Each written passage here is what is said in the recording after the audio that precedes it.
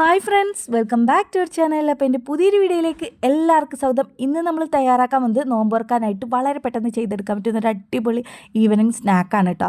അപ്പോൾ അത് തയ്യാറാക്കാനായിട്ട് ഇതുപോലെ ഒരു പാത്രത്തിലേക്ക് പുഴുങ്ങിയെടുത്തിട്ടുള്ള ഉരുളൻകിഴങ്ങാണ് കേട്ടോ. ഉരുളൻകിഴങ്ങിൻ്റെ തോലൊക്കെ കളഞ്ഞിട്ട് നല്ലപോലെ ഉടച്ചെടുക്കുക. നിങ്ങൾക്ക് എത്രയാണോ ഉണ്ടാക്കാൻ വേണ്ടി ഉദ്ദേശിക്കുന്നത് അതിനനുസരിച്ചിട്ട് ഉരുളൻകിഴങ്ങിൻ്റെ അളവ് കൂട്ടിയും കുറച്ചിട്ടൊക്കെ എടുക്കാം. നന്നായിട്ട് ഉടഞ്ഞിട്ട് കിട്ടും കൂടെ വേണം കേട്ടോ, കട്ടകളൊന്നും ഇല്ലാതെ. അപ്പോൾ അതാ ഞാനിവിടെ 2 ഉരുളൻകിഴങ്ങാണ് കേട്ടോ എടുത്തത്. നന്നായിട്ട് അത് ഉടച്ചെടുത്തിട്ടുണ്ട്. ഇനി ഇതിലേക്ക് കുറച്ച് ക്യാപ്സിക്ക അരിഞ്ഞത് ഇട്ട് കൊടുക്കുക. നല്ലപോലെ ചെറിയ പീസാക്കിയിട്ട് വേണം കേട്ടോ ക്യാപ്സിക്ക അരിഞ്ഞ് ചേർക്കാനായിട്ട്. എടുക്കുന്ന ഇൻഗ്രീഡിയൻസ് ഒക്കെ നിങ്ങൾക്ക് എത്രയാണ് ഉണ്ടാക്കാൻ വേണ്ടി ഉദ്ദേശിക്കുന്നത് അതിനനുസരിച്ചിട്ട് കൂട്ടിയിട്ടും കുറച്ചിട്ടൊക്കെ എടുക്കാം. അപ്പോൾ അതാ ഞാൻ കുറച്ച് ക്യാപ്സിക്കാണ് കേട്ടോ അതിലേക്ക് ചേർത്ത് കൊടുത്തിട്ടുള്ളത്. പിന്നെ ഇതിലേക്ക് ചേർത്ത് കൊടുത്തത് ചില്ലി ഫ്ലാക്സ് ആണ്. 1 ടീസ്പൂൺ ചില്ലി ഫ്ലാക്സ് ചേർത്ത് കൊടുത്തിട്ടുണ്ട്.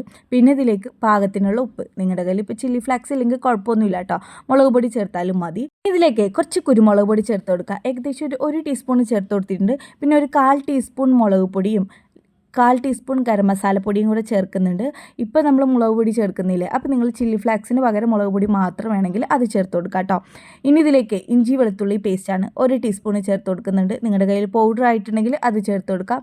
ഇനിയിപ്പോൾ പേസ്റ്റ് ആയിട്ടാണെങ്കിൽ അങ്ങനെ, അല്ലെങ്കിൽ ചതച്ച് ചേർത്ത് കൊടുക്കാം. പിന്നെ കുറച്ചധികം മല്ലിയിലയും കൂടെ ഇട്ട് കൊടുത്തിട്ട് നന്നായിട്ട് അങ്ങോട്ട് ഇനി ഇത് മിക്സ് ചെയ്തെടുക്കാം. ഉപ്പൊക്കെ പാകാണോ നോക്കുക. എന്നിട്ട് ഇത് നല്ലപോലെ മിക്സ് ചെയ്തിട്ട് എല്ലാതും കൂടെ നന്നായി അങ്ങോട്ട് കുഴച്ചെടുക്കുക. അപ്പോൾ അതാ നമ്മളെല്ലാതും കൂടെ നല്ലപോലെ അങ്ങോട്ട് മിക്സ് ചെയ്ത് എടുത്തിട്ടുണ്ട്. അപ്പോൾ അതാ ഈ ഒരു പരുവത്തിൽ വേണം നമുക്ക് കിട്ടാനായിട്ട്. ഇനി ഞാനിവിടെ ബ്രെഡ് എടുത്തിട്ടുണ്ട്. ബ്രെഡിൻ്റെ 4 സൈഡുള്ള ആ ബ്രൗൺ കളർ ഉണ്ടല്ലോ, അത് കട്ട് ചെയ്ത് മാറ്റാം. എന്നിട്ടേ അത് നമുക്കൊന്ന് പൊടിച്ചെടുക്കും കൂടെ വേണം കേട്ടോ. അപ്പോൾ അതാ നമ്മൾ ബ്രെഡ് ഇതുപോലെ 4 സൈഡും കട്ട് ചെയ്ത് മാറ്റിയിട്ട് നമ്മളിപ്പോൾ റെഡിയാക്കി വെച്ചിട്ടുള്ള ഉരുളൻകിഴങ്ങിൻ്റെ മിക്സ് ഉണ്ടല്ലോ, അത് ഇതുപോലെ ബ്രെഡിൽ വെച്ച് കൊടുത്തിട്ട് ഒരു ഫോർക്ക് കൊണ്ട് ഇതുപോലെ അങ്ങോട്ട് ആക്കിയിട്ട് അതിലങ്ങോട്ട് സെറ്റാക്കി എടുക്കുക. ഒരുപാട് കട്ടിക്ക് വേണ്ട, എന്നാലും കുറച്ചൊരു കട്ടിയിൽ ആ ഒരു പരുവാണ് കേട്ടോ വേണ്ടത്. ഇതുപോലെ ഫോർക്ക് വെച്ചിട്ട് നല്ല പോലെ അങ്ങോട്ട് നമ്മളത് തേച്ച് പിടിപ്പിച്ച് കൊടുക്കണം കേട്ടോ. ഇപ്പോൾ ഇതിൻ്റെ മുകളിൽ വേറൊരു ബ്രെഡ് പീസ് വെച്ച് കൊടുക്കുക. എന്നിട്ട് നല്ല പോലെ അങ്ങോട്ട് പ്രസ് ചെയ്തിട്ട് എല്ലാ സൈഡും അങ്ങോട്ട് ഒപ്പാക്കി എടുക്കുക. ഏറ്റവും നല്ലത് നമ്മൾ ഈ 2 ബ്രെഡും ഒന്നിച്ച് വെച്ചിട്ട് അതിൻ്റെ ബ്രൗൺ ഭാഗം കട്ട് ചെയ്തെടുക്കുന്നതാണ് കേട്ടോ. അപ്പോൾ നമുക്കത് കറക്റ്റ് അളവ് കിട്ടും. ഓരോന്നായിട്ട് ചെയ്യുമ്പോൾ ചിലത് കൂടിയിട്ടും കുറഞ്ഞിട്ട് വരും. അപ്പോൾ അതാ ഇതുപോലെ അങ്ങോട്ട് ആക്കി എടുത്തു കഴിഞ്ഞാൽ പിന്നെ ഞാനതൊരു കോൺ ഷേപ്പിൽ അങ്ങോട്ട് കട്ട് ചെയ്തെടുക്കുന്നുണ്ട്. നിങ്ങൾക്ക് മുഴുവനായിട്ട് വേണമെങ്കിൽ അങ്ങനെയും പൊരിച്ചെടുക്കാം. അല്ലാന്നുണ്ടെങ്കിൽ ഇതുപോലെ കോൺ ഷേപ്പ് വേണമെങ്കിൽ അങ്ങനെയും കട്ട് ചെയ്തെടുക്കാം കേട്ടോ. അപ്പോൾ അതാ ബാക്കിയുള്ളതും ഇതുപോലെ തന്നെ അങ്ങോട്ട് ചെയ്തെടുക്കാം. അപ്പോൾ ഇതാ ബാക്കിയുള്ള ബ്രെഡിലൊക്കെ ഇതുപോലെ ഫില്ലിങ്സ് വെച്ചിട്ട് കട്ട് ചെയ്ത് ഞാനിവിടെ റെഡിയാക്കി മാറ്റി വെച്ചിട്ടുണ്ട്. ഇനി നമുക്ക് വേണ്ടതേ കുറച്ച് കോൺഫ്ലവർ പൊടിയിലേക്ക് ലേശം വെള്ളം ഒഴിച്ചു കൊടുത്തിട്ട് ഒന്ന് കലക്കിയെടുക്കാം. പിന്നെ നമ്മൾ സൈഡ് കട്ട് ചെയ്ത് വെച്ചിട്ടുള്ള ആ ബ്രൗൺ കളറുള്ള ബ്രെഡിൻ്റെ പീസ് ഉണ്ടല്ലോ, അത് നല്ലപോലെ അങ്ങോട്ട് പൊടിച്ചെടുക്കും കൂടെ ചെയ്തിട്ടുണ്ട് കേട്ടോ.